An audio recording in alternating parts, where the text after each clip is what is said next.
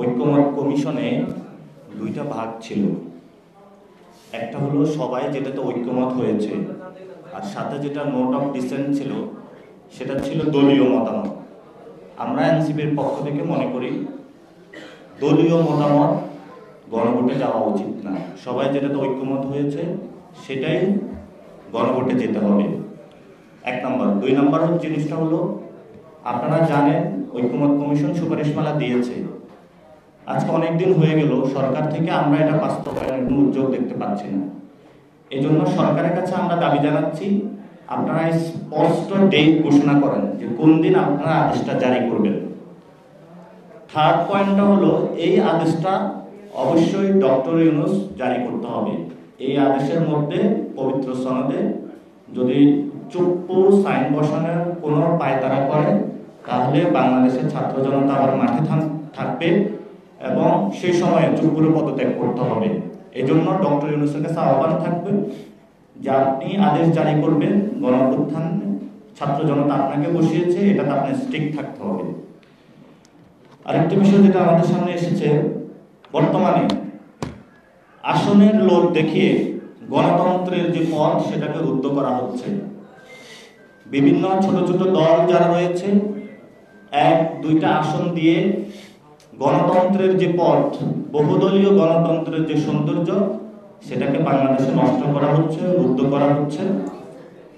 এবং আরপিওতে যে প্রত্যেকটি দল তার নিজস্ব প্রতীকে ইলেকশন করবে, সংস্কার কার্যক্রম যে ঐক্যমত হয়েছিল সবাই সেটার ভিত্তিতে নির্বাচন কমিশন থেকে এবং আইন উপদেষ্টার যে স্বাক্ষর সেখানের মধ্য দিয়ে উপদেষ্টা মহলের একটি সিদ্ধান্ত এসেছে যে প্রত্যেকটা দল তার নিজস্ব প্রতীকে হলো নির্বাচন করবে। কিন্তু এই বহুদলীয় গণতন্ত্রকে বিনষ্ট করার জন্য আপনারা দেখেছেন একটি দল উঠে পড়ে লেগেছে। আমরা সেখানে বলি যে প্রত্যেকটা দলকে নিজস্ব প্রতীকে নির্বাচন করার জন্য তাদেরকে সুযোগ করে দিতে হবে এবং গণতন্ত্রের পক্ষে গণতন্ত্রকে গলা টিপে হত্যা করার জন্য যে প্রচেষ্টা চালানো হচ্ছে, আশা করি যে সরকার এবং সিভিল সোসাইটি, বাংলাদেশে যারা রাজনৈতিক বিজ্ঞজন রয়েছেন তারা উদ্যোগ নেবেন, তারা এই অপচেষ্টাকে ঠেকিয়ে দিবেন। যেটা আরপিওর অনুচ্ছেদ 20 যেটা অলরেডি হলো, এটা অনুমোদন হয়েছে, কিন্তু সেই জিনিসটা হলো সরকারের সাথে বার্গেইন করে, সরকারকে প্রেশার ক্রিয়েট করে পিছনের দরজা দিয়ে এই অনুচ্ছেদ যে 20 নম্বর আরপিও রয়েছে সেটাকে পরিবর্তন করার জন্য একটি দল পায়তারা চালাচ্ছে। সেটা আমরা দেশবাসীর কাছে আহ্বান জানাচ্ছি যে যদি কোনো বড় দল কোনো যদি ছোট দলের কাছে প্রতীক বিক্রি করে আপনারা তাদেরকে ভোট দিবেন না। কারণ বাংলাদেশে আসনের বিক্রি করে বড় দলগুলো ছোট দলকে একীভূত করে নিয়ে বাংলাদেশে তারা নিজেদের রাজতন্ত্র কায়েম করতে চায়। আর আমরা আজকে যেটা বিএনপি তাদের আসন ঘোষণা করেছে, প্রথমত বিএনপির বিষয়ে আমাদের দুটি কথা। আমরা শুনতে পেয়েছি যে তারেক জিয়া দেশে আসছেন, আমরা তাকে বাংলাদেশে স্বাগত জানাই। যদি আরো আগে আসতেন তাহলে আরো আগে ভালো হতো। এই জন্য উনি আসতেছেন, আমরা তাদেরকে স্বাগত জানাই। আসুন গণতন্ত্র চর্চা করি, একসাথে বসবো, নিজেদের মধ্যে আলোচনা করে সমাধান করব। দ্বিতীয় বিষয় হলো গণতন্ত্রের আপসহীন নেত্রী, যিনি গণতন্ত্রের জন্য লড়াই করতে বাংলাদেশে দীর্ঘদিন ধরে কারাবন্দী ছিলেন, খালেদা জিয়া। উনি 2টা আসনে প্রতিদ্বন্দ্বিতা করতে যাচ্ছেন, আমরা ওনাকেও স্বাগত জানাই।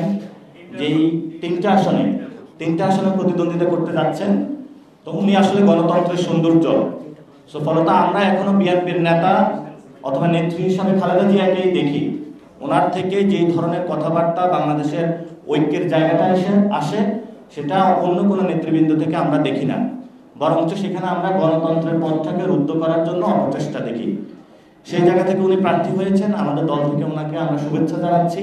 ওনার মাধ্যমে গণতন্ত্র আরো সুসংহত হবে, জুলাই অভ্যুত্থানের যে স্পিরিটটা রয়েছে সেটাই সুসংহত হবে এবং উনি জুলাই অভ্যুত্থানের এই গণঅভ্যুত্থানের মধ্য দিয়ে মুক্তি পেয়েছেন। জুলাই গণঅভ্যুত্থান না হলে উনি ইলেকশনটা করতে পারতেন না। যেহেতু জুলাই গণঅভ্যুত্থানের ফসল হিসেবে উনি ইলেকশন করতে পারছেন, সেটাও উনি এই জুলাই গণঅভ্যুত্থানের যে সংস্কার সেটাকেও ওনার অভিবাদন জানানো উচিত। আমরা ওনাকে স্বাগত জানাচ্ছি। কিন্তু একটা দুঃখজনক বিষয়, আমরা এই গণঅভ্যুত্থানে বাংলাদেশের হলো 50% যে তরুণ সমাজ, আমরা মনে করেছিলাম ভালো ভালো কিছু প্রার্থী পাবো।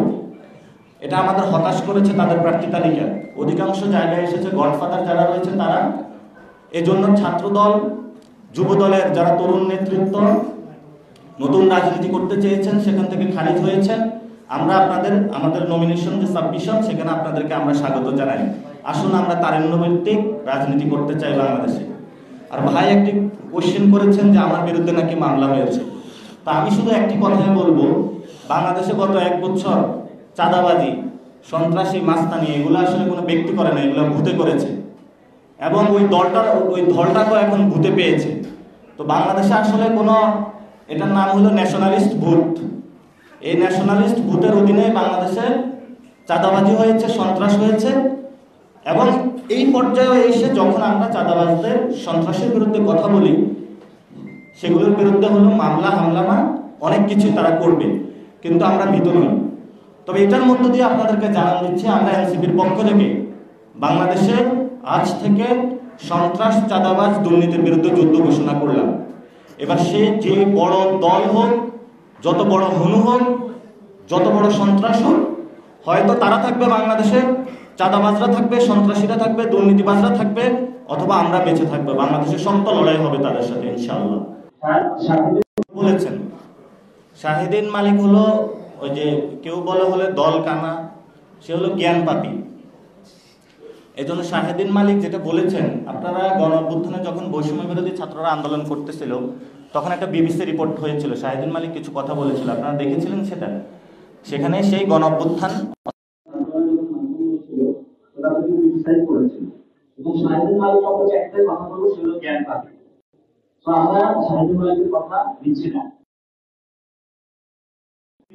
ইন্টারপ্রিটেশন দিচ্ছেন। এটা এক্সট্রা কনস্টিটিউশনাল বিষয়, এখানে রাষ্ট্রপতিও করতে পারে, যে কেউ করতে পারে, কিন্তু আমরা মোরাল জায়গা থেকে এবং এই পবিত্র সনদে চুপ করে হাতের কোনো সাইন আমরা মেনে নিব না, এটা আমরা স্পষ্টত। ফলত এখানে ডক্টর ইউনূসকেও স্পষ্ট থাকতে হবে। এবং আপনি দেখেন এই ডক্টর ইউনূস এখন যে অবস্থায় যাচ্ছেন, ওনাদেরকে একবার হলো বিএনপি এসে ভয় দেখায়, একবার হলো জামায়াত ভয় দেখায়। তো ওনাদের যদি ভয় পান তাহলে তো সমস্যা। আমরা ভয় পাই নাই, উপদেষ্টারা কেন ভয় পাবেন? এই জন্য উপদেষ্টাদেরকে বলবো, প্রধান উপদেষ্টাকেও বলবো, যদি ভয় পান আমরা তো আছি, সমস্যা নাই। আমরা আসলে কাউকে ভয় পাই না, আমরা জামায়াতকেও ভয় পাই না, বিএনপিকেও ভয় পাই না। কারণ আমাদের ইথিক্যাল লড়াই আছে সন্ত্রাস, চাঁদাবাজ এবং ধর্মীয় ফেসিবাদ, এগুলোর বিরুদ্ধে। অনেকে বলা হয়ে থাকে যে আসলে আমরা জামাত, বিএনপির বিরুদ্ধে কথা বলি, আমরা কোনো দলের বিরোধী নই। আমরা বাংলাদেশে একটা সংস্কার চাই। এখন সংস্কারের যদি বাধা দিতে আসে তাহলে তো শক্ত বাধা আমাদের থেকেও প্রতিরোধ হবে। আমরা ওই যে স্লোগানে আসে যে বাধা আসলে বাঁধবে লড়াই, সেখানে আমরা ইনশাল্লাহ শক্ত হাতে প্রতিরোধ করব তাদেরকে। আবার অনেকে প্রতিরোধ শব্দ আওয়ামী লীগ মনে করেন না, এটা সত্যিকার বাংলাদেশের প্রতিরোধ। এখানে রাজনৈতিক দলের যে সংস্কৃতি, এটার একটা দায় আছে, মানে নিজেদের মধ্যে আন্ডারস্ট্যান্ডিং, বোঝাপড়া, যে বিশ্বস্ততা একটা বিষয় আছে, সেটা নাই। আরেকটা হলো যে সরকারেরও একটা প্রবলেম আছে, সরকার এখন ভ্যাকেশনে আছে। আপনি দেখেন যে কবে সংস্কার কমিশনের সুপারিশমালা দিয়েছে, তারা আজকে মিটিং করলো, একটা প্রেস ব্রিফিংয়ে গেল তারা। তো সরকার যদি এই ভ্যাকেশন সময়টা না কাটাইতো, আমোদ প্রমোদে না থাকতো তারা, তাহলে হয়তো এই উত্তরটা আরো আগে হতো। এখন সরকার ভ্যাকেশনে থাকার কারণে রাজনৈতিক দলগুলো নিজেদের মধ্যে মারামারিতে ব্যস্ত হয়েছে। এবং এই গণভোটের যে প্রশ্নটা এসেছে, এটা বিএনপি কতটা মেজরিটি নিতে পারে আর জামাত কতটা মেজরিটি নিতে পারে, এই দ্বন্দ্ব যুদ্ধ, মল্লযুদ্ধটা তারা রাজপথে নিয়ে এসেছে। ফলত সরকার থেকে জামায়াতও চাচ্ছে কিছু দাবি দাওয়া দিয়ে, কিছু বেশি সুযোগ সুবিধা নিয়ে সরকারের কিছু আসনে জয়ী হওয়ার জন্য বিএনপিও সেটা চাচ্ছে। আপনারা দেখেছেন ইশরাকের যে কেসটা এসেছিল, তারা মাঠে আন্দোলন দিয়ে সরকারকে বাধ্য করলো লন্ডনে একটা দেশ বিরোধী চুক্তি করার জন্য। এখন তারা আবার এই নোট অফ ডিসেন্টের, যেটা গণতন্ত্র বিরোধী একটা কাজ, জনগণ বিরোধী একটা কাজ, এটা দিয়ে প্রেশার দিয়ে সরকারকে আরেকটা কাজে তারা বাধ্য করাচ্ছে। আর জামায়াত বলতেছে বিএনপি যদি করাইতে পারে তাহলে আমি কেন করাবো না। এই জন্য জামায়াত ও বিএনপির দেখা দেখি সে উদ্যোগী হয়ে সরকারকে এই প্রেশারে দেওয়ার চেষ্টা করতেছে। এই জন্য আমরা সরকারকে আহ্বান জানাবো যে আপনি ভ্যাকেশন থেকে উঠুন, বিএনপি জামায়াতকে নিয়ে বসুন। এই যে এদের 53 বছরের যে নিজেদের মারামারি সংস্কৃতি, এই দুইটা দলকে একটু বুঝিয়ে ভালো একটা সংস্কৃতিতে তাদেরকে নিয়ে আসুন। যদি এই দুইটা দল ভালো কোনো সংস্কৃতিতে না আসতে পারে তাহলে সংস্কার আসলে কাগজে কলমে থেকে যাবে।